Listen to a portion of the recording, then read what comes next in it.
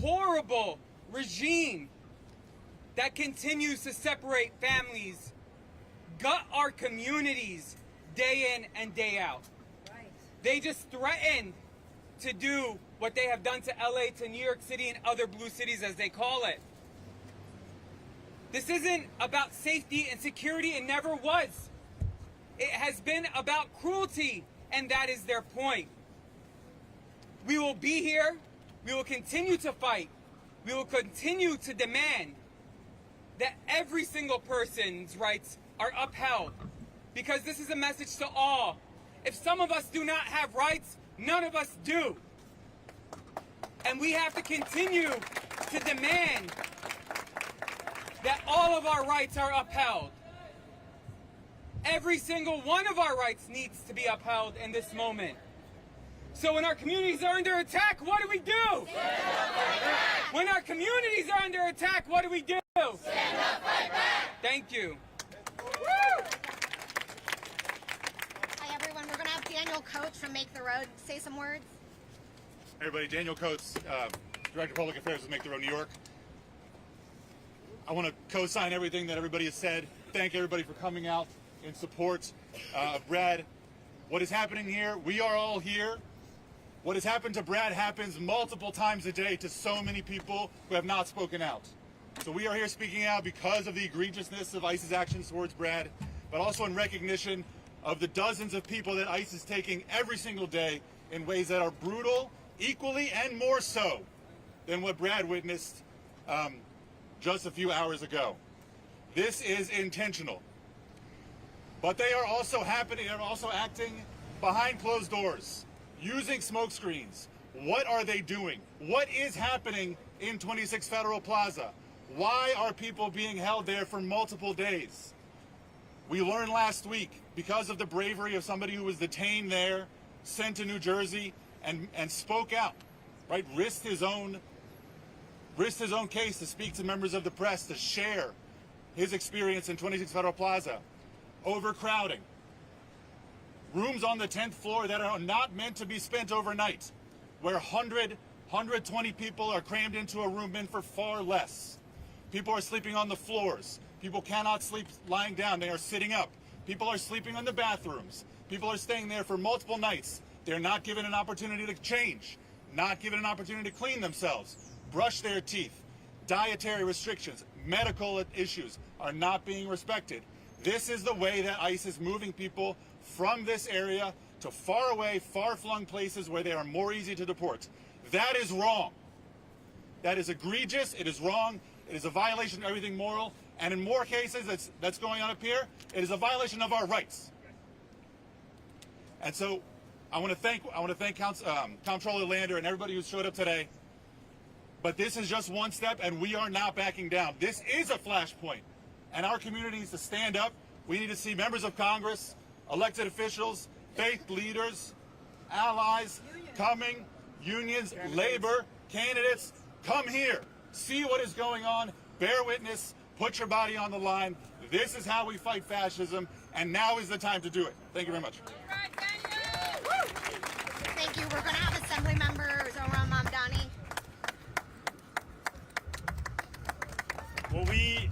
What we saw this morning was Comptroller Lander asking ICE to follow the law, asking them to show a judicial warrant signed by a judge.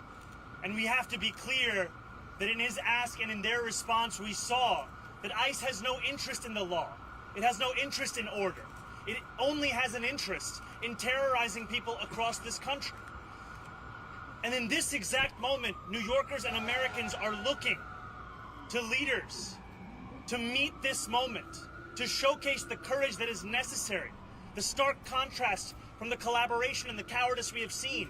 And what Brad did was engage in that very moment of courage.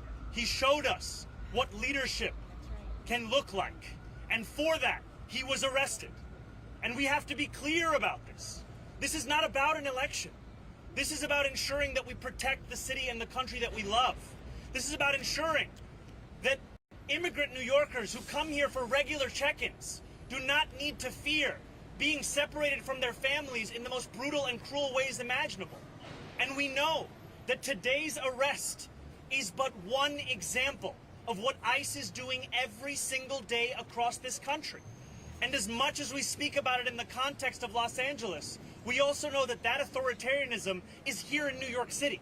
It is here in New York City as a public high school student by the name of Dylan was detained and taken hundreds of miles away from his mother and his two siblings. It is here in New York City that even as the courts have found the continued detention of Mahmoud Khalil to be unlawful, he still languishes in an ICE detention facility in Louisiana.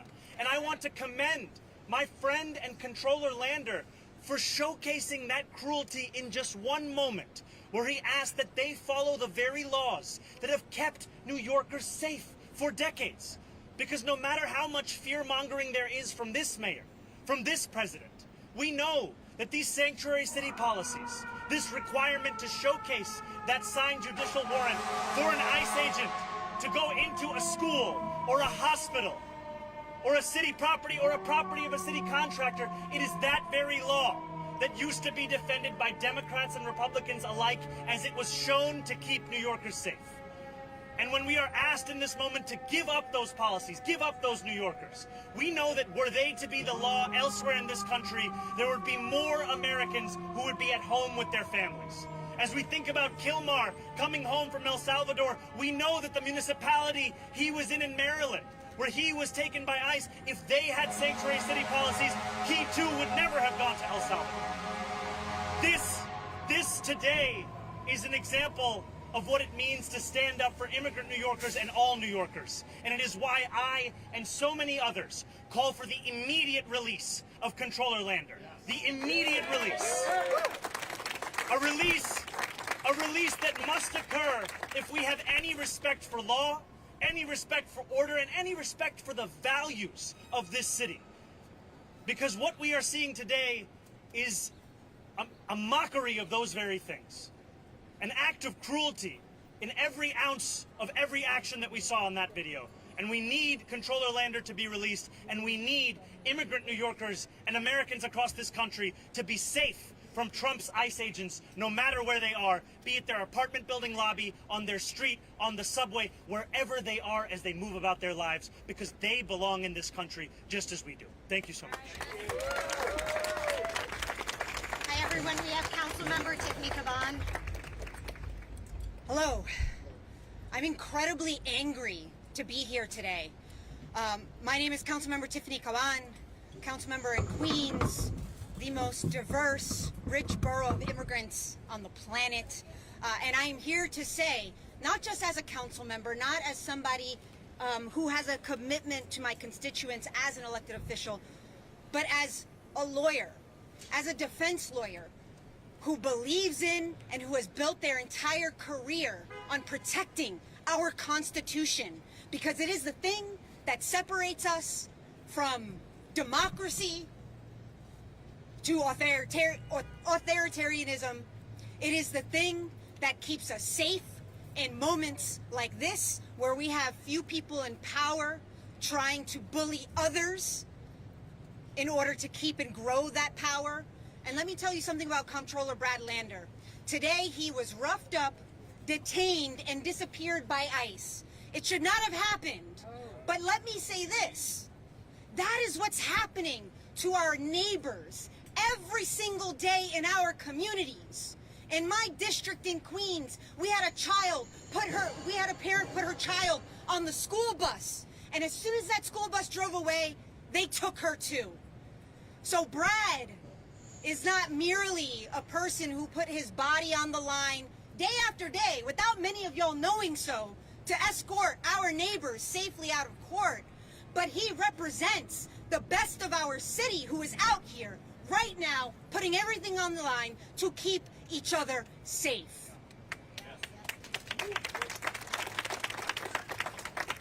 Make no mistake, ICE is a rogue agency. And if you are part of a government, if you are a government official, if you are a member of the military, understand, you do not have to obey illegal orders. You do not have to obey. And so we are asking you to take that oath of service to your community members, to this country, to this city very seriously and protect ourselves, protect our neighbors, protect each other. Release the comptroller now and get ICE the hell out of our city.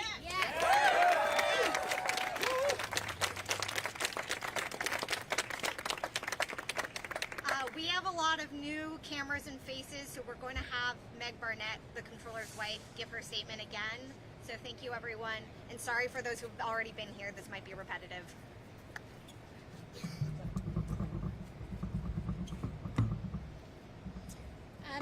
Hi, thank you for being here. Thank you to all of you for being here. Thank you for standing with Brad, and most importantly, thank you for standing up against what's going on in that building behind us. Brad has been here. This is his third time volunteering for the court to observe the court. I have been moved and horrified by the stories he shared with me, and so I wanted to join him today, to stand with him, and to bear witness against what is happening. We sat in a number of courtrooms.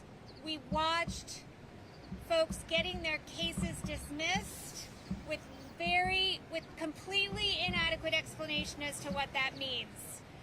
They were told their cases are dismissed. They were not told that that subjected them to being removed forcibly by agents, masked agents that were not going to identify themselves once they stepped out of the courtroom. That is not the rule of law. That is not due process. That is not acceptable in this country or anywhere else. I am very rattled, frankly, and it was extraordinarily scary. And I know that Brad's the citywide elected official, that he is a U.S. citizen, he has a U.S. passport, he had a detail with him, a security detail from the NYPD. Like, I know he's gonna be okay, and nobody else in the building who had to experience that today has those privileges. I know where my kids are, I know that they're here, I know that Brad is gonna be safe, and so many of the people that they've mentioned, I can't help but think about the other women.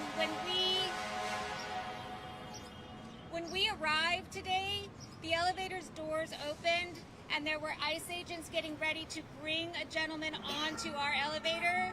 We stopped, we blocked that elevator door, they stepped back, and there was a young woman who clearly was with this gentleman, and she wanted to connect and give him some papers, and she was told that she could not, and they pushed her to the ground.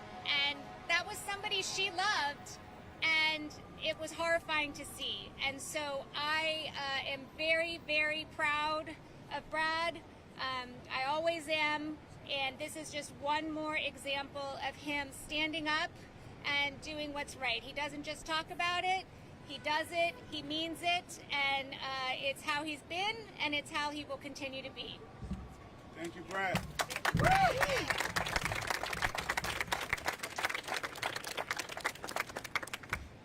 Thank you, everyone, for being here. We really appreciate it. I am looking and scanning the crowd for any other speakers. Thank you. Thank Any you. update on his location and detention? Any update?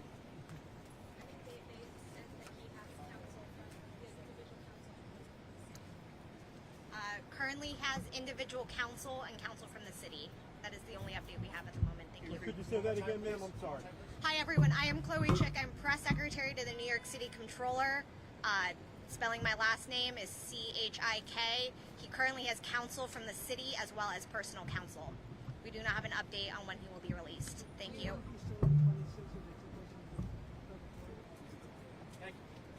Have you received any indication of whether he will be charged, or so what? We don't have any other information than what I just previously stated. Correct that Thank you don't you. have any communication line with him right now? Right now, we know that he has 2 lawyers, but no, we don't have any communication line with him right now. Is the member of his detail still with him? Yes. Yes.